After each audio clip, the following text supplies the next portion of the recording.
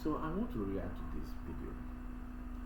I just saw it not too long ago, and it struck me because there've been a lot of questions. Why are almost all the whole politicians um, fighting Peter Obi? Is it because he's an Igbo man? What exactly is the reason? Or is it because he's a Christian? No, that's not it. These things cannot be the reasons. You know, I've thought about it, and I figured that all this tribalism that we are doing here only exists among the poor, stupid masses. I have a theory that probably 80 to 90% of Nigerians are very stupid, and I may be very generous to my estimation. So I don't have much expectation, right? So that's why we keep on fighting ourselves along tribal and religious lines, and yet not knowing that the politicians that are really plundering us basically don't even care about these things. They interact with themselves beyond tribe or religion. We're the ones killing ourselves unnecessarily for these guys, right? So I saw this video. I'm going to react to it. We'll just see how it goes. But this video explains one of the reasons why they hate the man Peter Obi. Even the opposition hates him. Almost all the opposition are against this same one person. There's a reason, and I'm going to see that. So let me just play this. Let's see. Let me plead with all of you this night. Whenever people talk about you, all of you are going to good schools. I always have friends like you who tell me about Singapore and this and that. And what I tell them that if you go to Singapore, and that's the only example I'll use, the best people are in government. The best brain in government. I plead with all of you as you enjoy and do whatever you do in your good office and everything, please do not leave governance to the least in the society. So, no, this is a very, very good point. Like when you use the example of Singapore, that the best brains are the ones in government. But when we come to Nigeria, we see that the dumbos that are leading. And that also says a lot about the so-called best brains. Yeah, the few of us that are smart are actually stupid. This gets back to the point that, in fact, that means the whole country is actually stupid if you look at the analogy. Because if you're this smart, how do you allow dumbos to take over a room? That means we're actually dumb. Because if we're smart enough, we would have been able to overcome this circumstance. Because intelligence is about analyzing a problem and solving it. If your intelligence only analyzes a problem correctly and cannot provide a solution, then you're not as intelligent as you think. You're probably naive, right? So, so that at the end you see that possibly the general evaluation shows the whole of Nigeria as stupid, including me, right? So if we are smart, we won't accept the truancy that we see right now in government. Look at the past administration.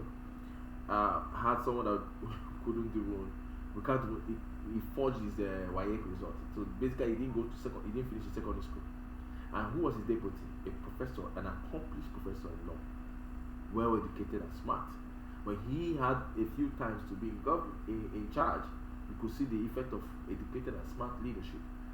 But then when Dumbo comes back from his medical outreach, he comes back to the country and takes over the lead, everything goes into shambles.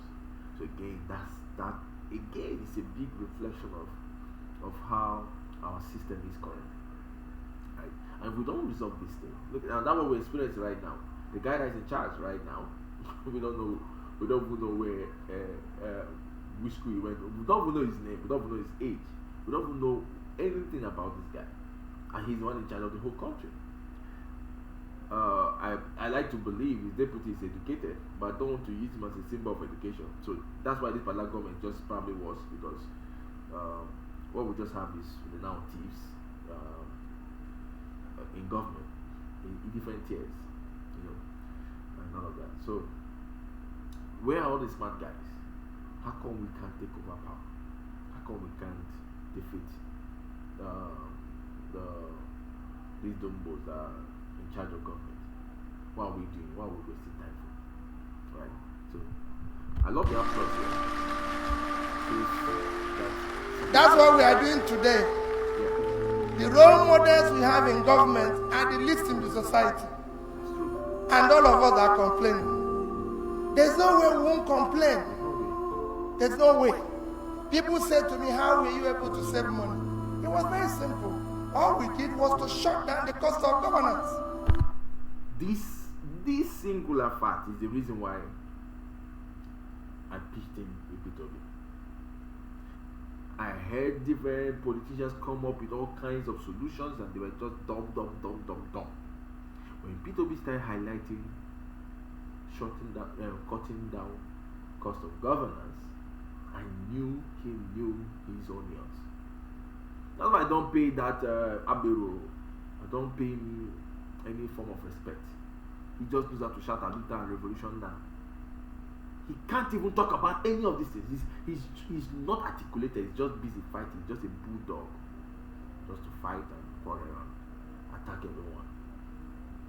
These are the things we want to see. These are the things we want to hear. Shut down, slim down cost of governance. That's an idea. That's the main pain point in governance today in Nigeria. That's the main pain point. Let's go ahead.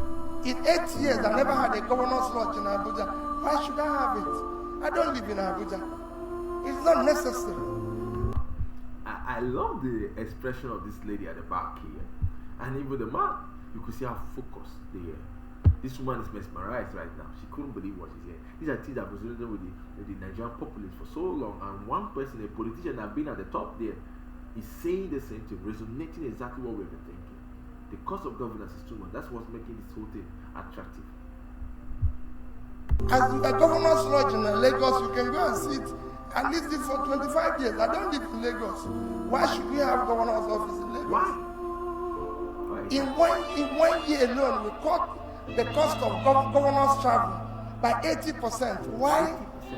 80%. When they invite me to Abuja for meeting, I'm the only person invited.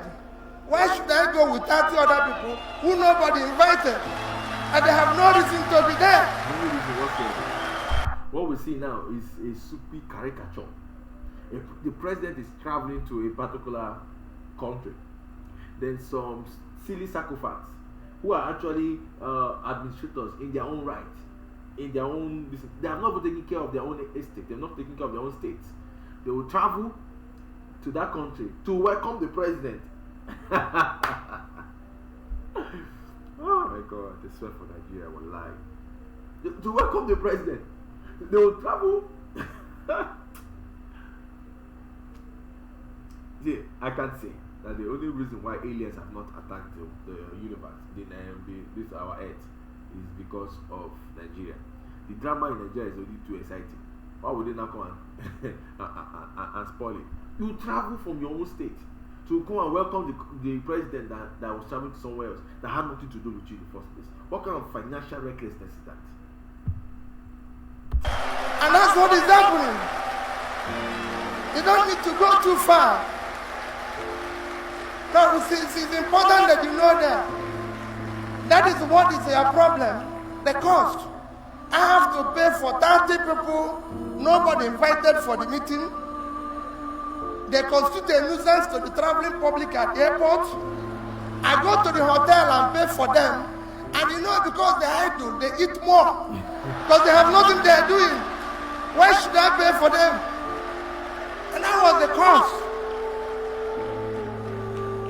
And it's important that if you people get involved, because when people say, they say, where did you get the money from? We didn't get the money from anywhere. We had 11, 12 governors guest house when I started. I shut all of them down. I'm a married man. If I finish work, I go home. There's no reason why I should go to guest house. Because he's the governor. The governor has to live an exemplary life. Let me. So you get to see why all of them are united against this one man. Because when Peter Obi comes in, he changes the whole status quo. He sets the precedence. It's just like, in the Supreme Court, if there's an unprecedented case and a ruling is made on that unprecedented case, that ruling becomes a precedent for other cases like that.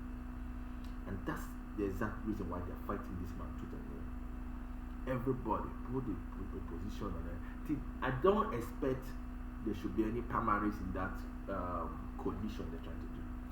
Bringing up primaries brings up competition, and when you bring up competition, I can assure you, when any of them loses the primaries, the rest will still contest.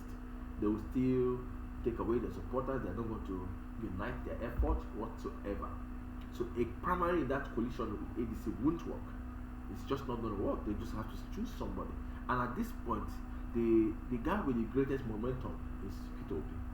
And that's not because it's Igbo. I hate hearing people say, oh, it's time for the Igbos to rule. Shut that strap up. Let's even get done. That's one thing I don't agree with Peter Obi. His idea of zoning. Let's stop with zoning. Let's kill it. Kill zoning.